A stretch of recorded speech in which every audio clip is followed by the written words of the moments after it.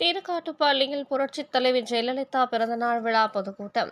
தஞ்சாவூர் மாவட்டம் திருக்காட்டுப்பள்ளி புரட்சித் தலைவி ஜெயலலிதா அவர்களின் 77வது பிறந்தநாள் பொதுக்கூட்டம் ஆற்றுப்பாலம் அருகே நடைபெற்றது.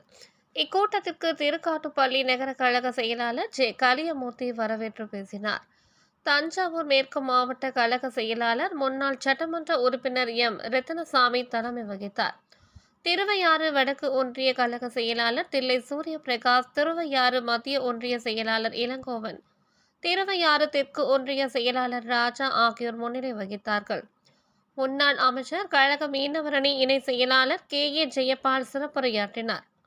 தொடர்ந்து தையல் மிஷின், அயன் பாக்ஸ், சேலைகள், தென்னங்கன்றுகள் உள்ளிட்ட நலத்திட்ட உதவிகளை வழங்கினார்.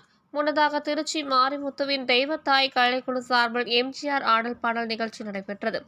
கலை நிகழ்ச்சிகளை மாவட்ட அம்மா பேரவைத் தலைவர், கலை நிகழ்ச்சி இயக்குனர், கலை நன்மணி AKR ரவிச்சந்தர் தொகுத்து வழங்கினார். அம்மா இவ்வளவு சீக்கிரம் நம்மளை விட்டு போவாங்கன்னு நம்ம யாரும் நினைக்கல. என்ன கசகசன்னு இருக்குன்னு நினைச்சேன், கேட்டேன். இந்த இடம் அப்படின்னாரு அண்ணம்மா.